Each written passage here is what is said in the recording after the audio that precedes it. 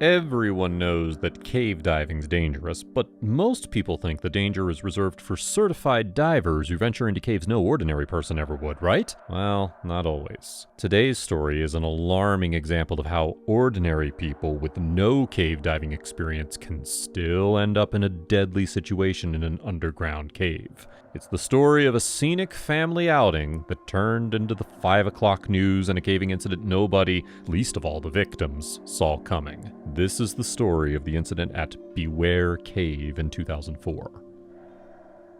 Our story begins in a remote region of Utah.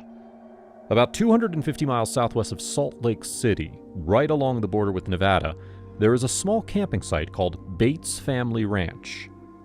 Bates Family Ranch is a destination for lovers of the rustic outdoors. Hunters stay here. So do thrill seekers looking to ride ATVs around the Great Basin. But one of the more unique attractions on offer at this remote camping site, and the one relevant to our story today, is Crystal Ball Cave.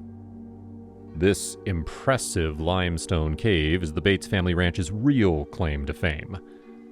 First discovered in 1956, it is described as being a giant geode you can walk around in.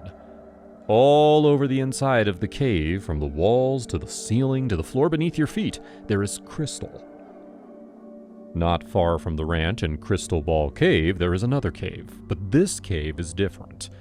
Very different. No shimmering crystals or family-friendly delights here. It says it all in the cave's name. Beware Cave. In March of 2004, a group of family and friends show up at Bates Family Ranch in western Utah.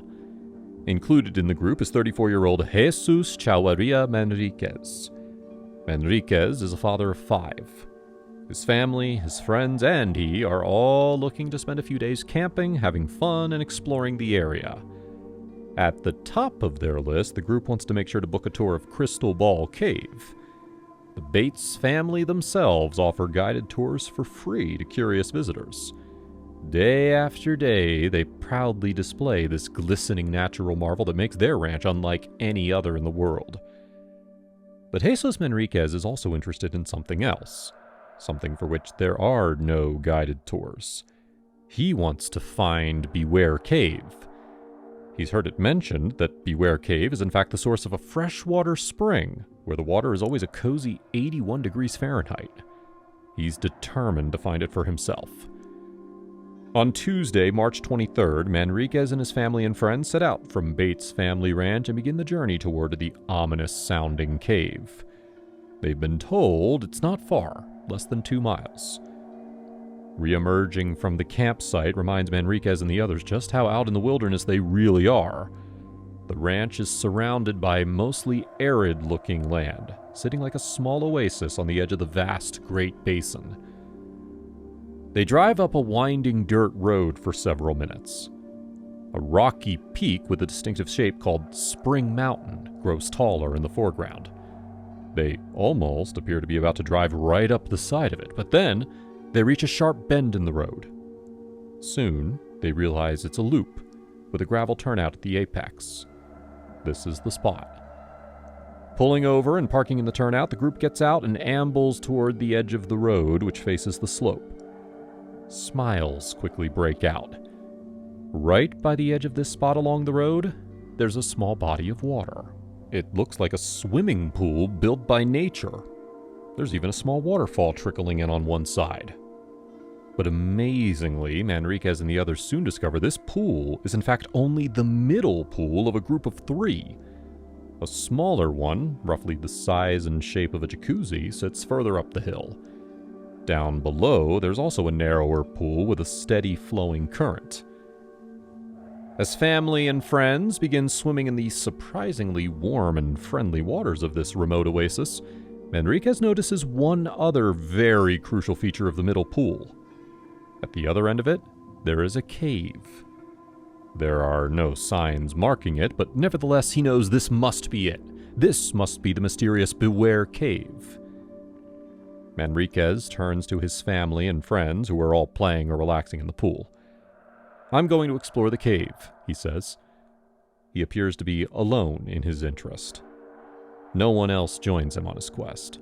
although they do express interest in hearing whatever it is he sees on the inside. Enriquez turns back again and begins wading his way through the water toward the opening. The water's only about 3 to 4 feet deep. He doesn't even have to swim. The opening to the cave is draped in greenery, giving it the appearance of a tropical environment.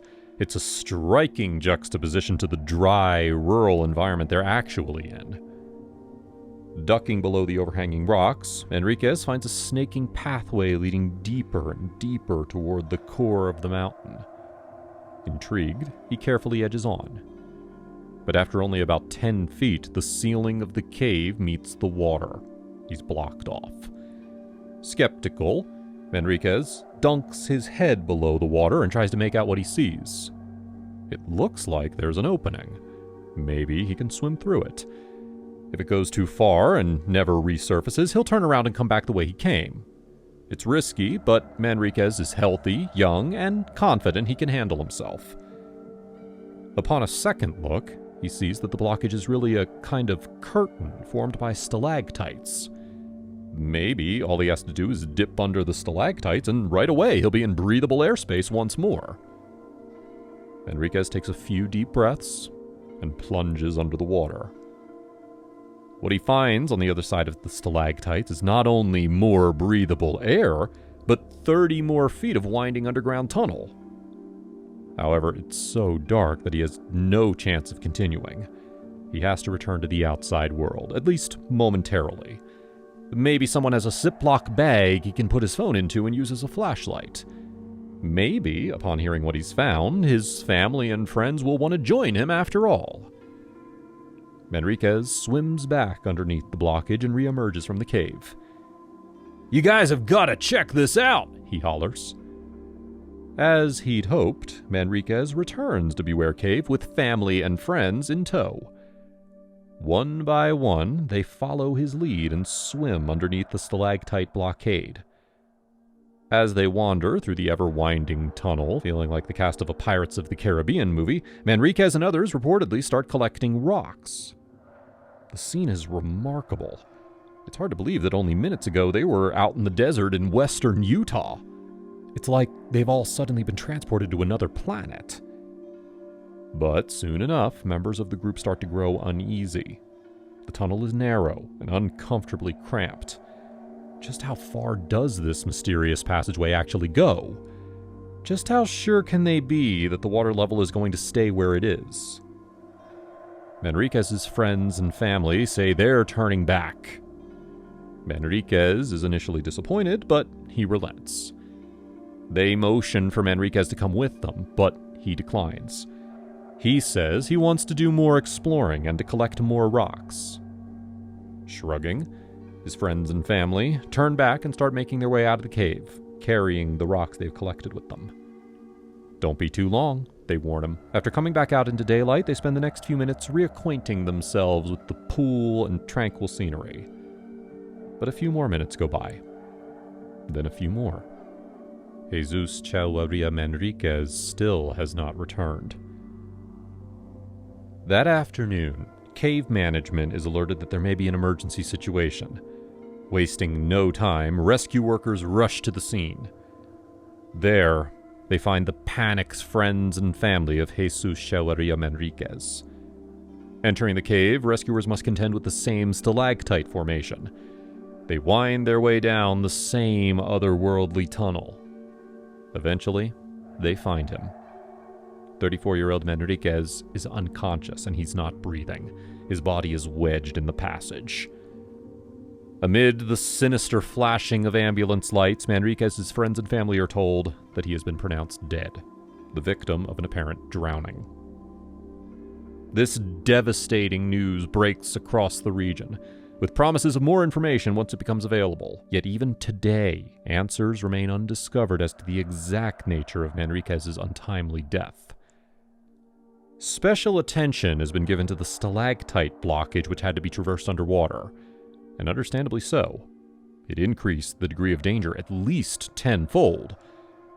But was that really the reason why Manriquez drowned? Based on the available reports, it seems unlikely. According to an entry in the National Speleological Society database of caving accidents, Manriquez was found, quote, wedged in the passage by the force of the water. Now, it's not quite clear what that really means, and no other reports from the time seem to say anything other than simply that the man drowned, as if that's sufficiently self-explanatory. It surely brings no comfort to the friends and family who were witness to this tragic accident that Manriquez's death remains partially shrouded in mystery. Despite the name, Beware Cave, the cave and the spring pools outside of it continue to attract families to this day. Many of them even explore the same tunnel that claimed the life of Jesus Chavarria Manriquez. In the end, Manriquez's death goes to show that caving disasters are indeed not the sole experience of self-identified cavers. Ordinary people, in seemingly ordinary circumstances, can still wander into deadly danger.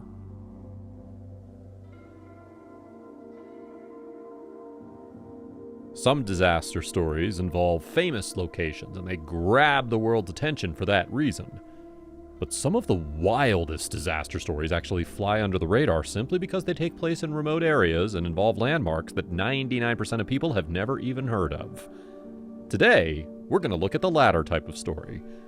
This wild and improbable series of events sounds like something straight out of an action-adventure film, but it isn't. It really happened back in 2002 in New Mexico. This is the story of Joseph Lobato and the deadly yo-yo pit. Our story takes place in Santa Fe National Forest.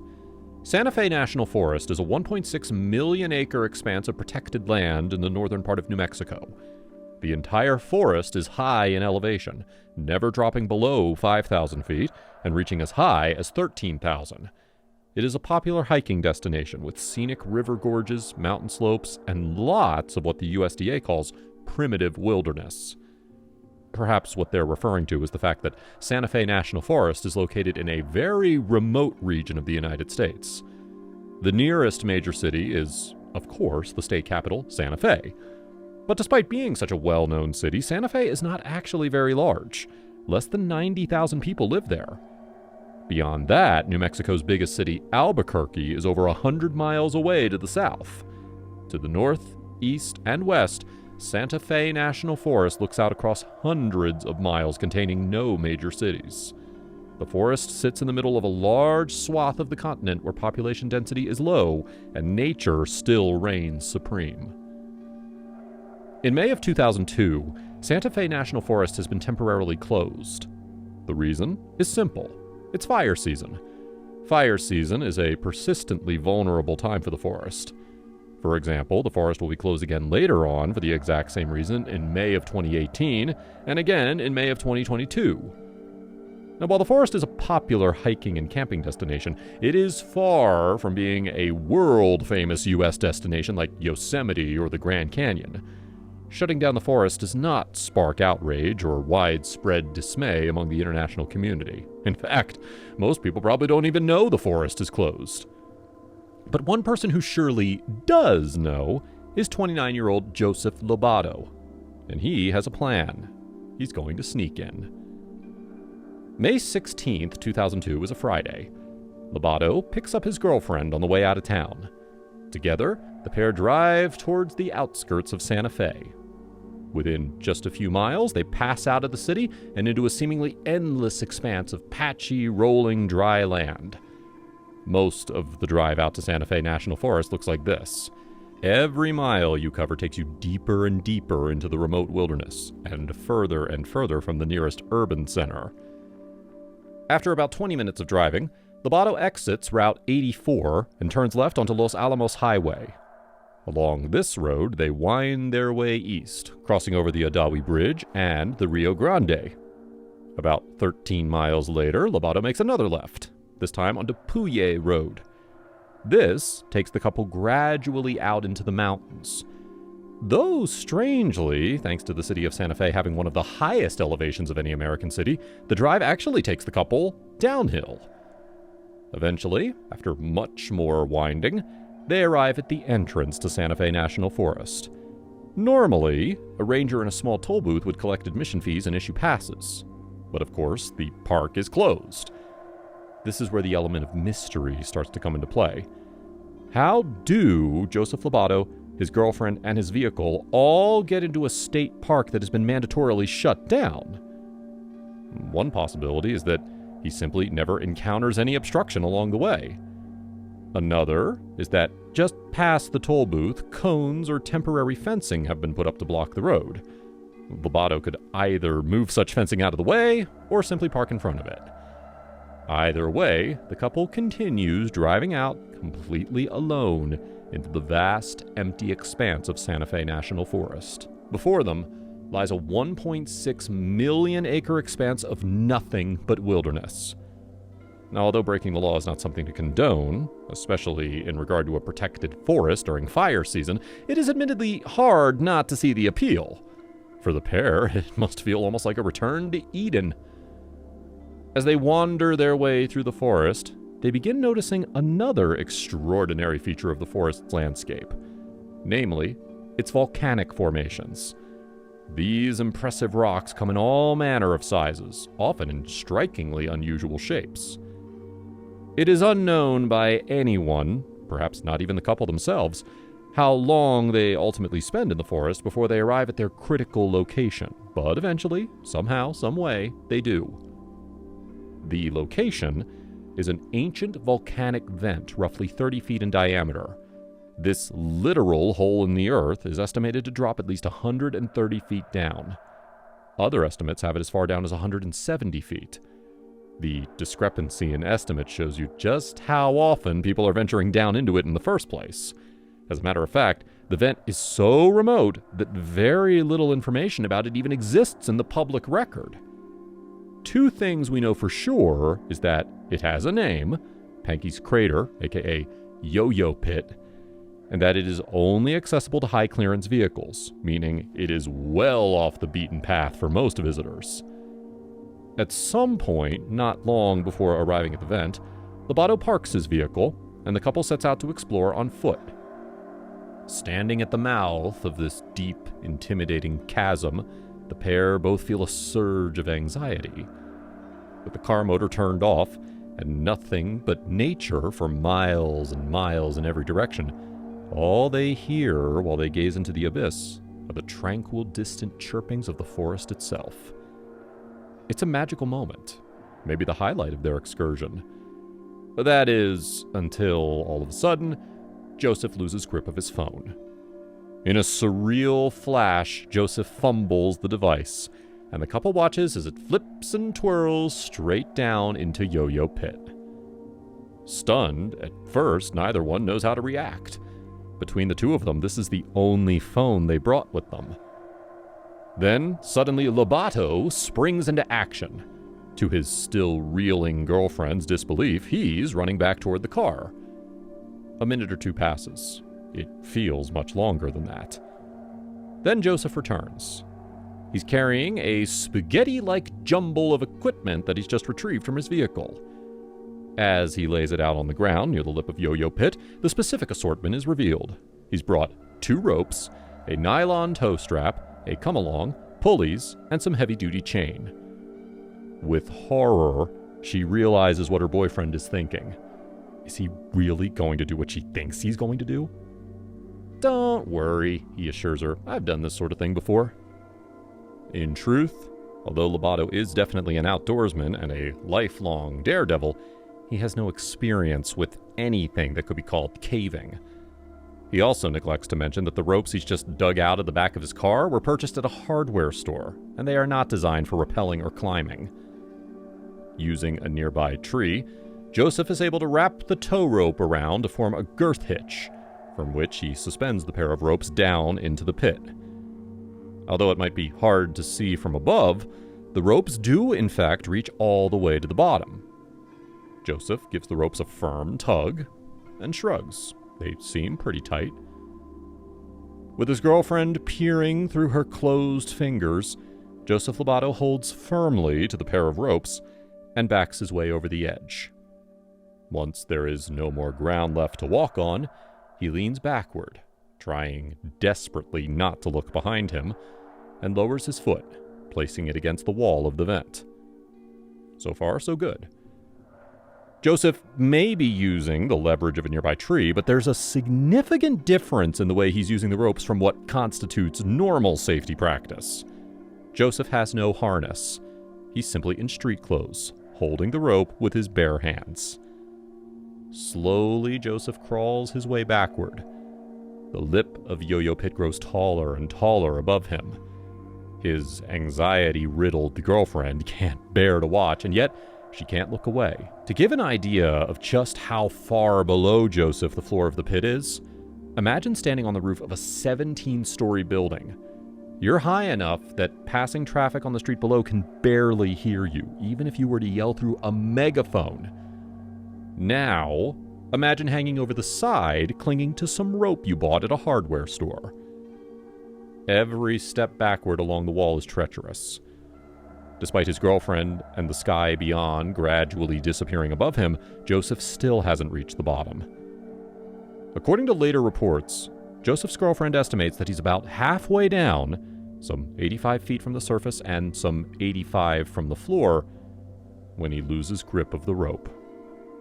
Chillingly and bizarrely, she also reports that Joseph is laughing when he slips, and continues to laugh even as he plummets.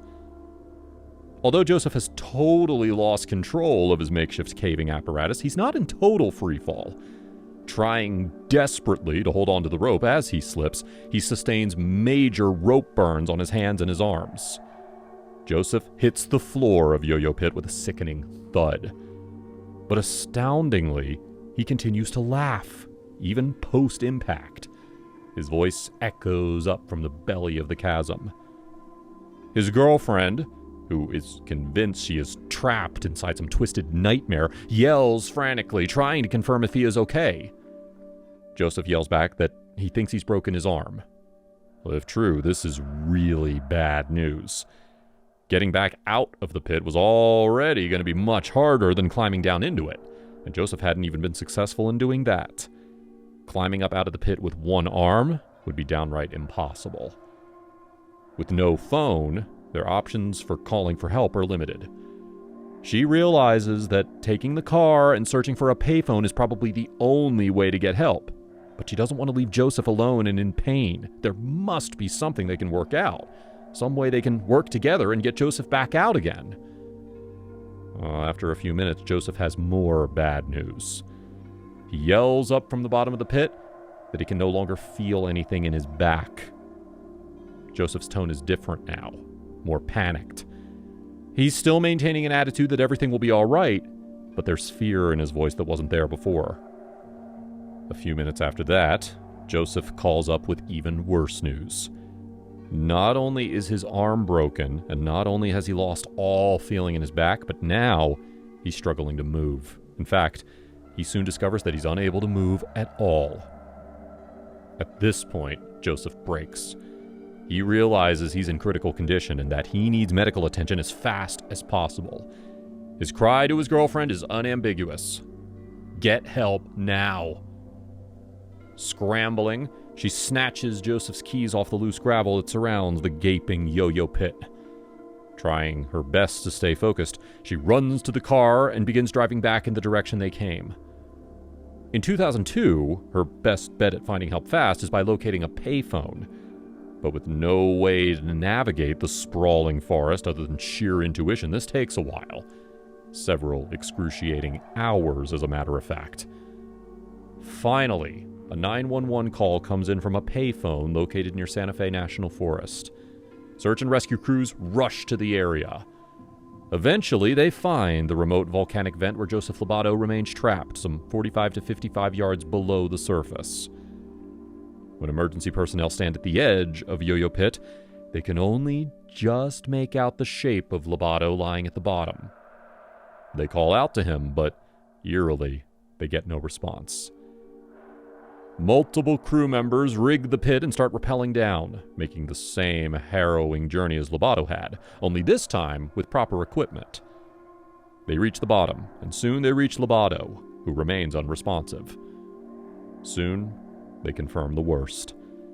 Sometime after his girlfriend had left and sometime before crews had arrived, 29-year-old Joseph Lobato died at the bottom of Yo-Yo Pit. What began as a romantic, although totally illegal, adventure in the wilderness had now turned into an unspeakable disaster. Lobato's body is soon placed in a rescue basket and slowly hauled up out of the pit. Autopsy reports show that Lobato was right. He had broken his arm. But his cause of death was ultimately internal, most likely neurogenic shock or internal hemorrhage. Lobato had also managed to sustain fractures in both his legs. In the eyes of friends and family, Lobato's death is a shocking and devastating blow. For his girlfriend, the traumatic event will surely never be forgotten. In the eyes of local law enforcement, it is a sad, cautionary tale. Outdoor sports like rock climbing and cave exploring are already dangerous, even if you know what you're doing, and even if you bring all the necessary equipment with you. Trying to rappel into a giant volcanic hole using only non-life safety equipment which you just spontaneously retrieved from the trunk of your car? Well, that takes the risk into the stratosphere. We hope you enjoyed this video and found it informative. What are your thoughts on the story of Joseph Lobato trying to retrieve his phone from the bottom of Yo-Yo Pit? Please share with us in the comment section below. Thank you so much for watching, and please be sure to like the video and subscribe for more content like this in the near future. That's all for now, and we'll see you next time.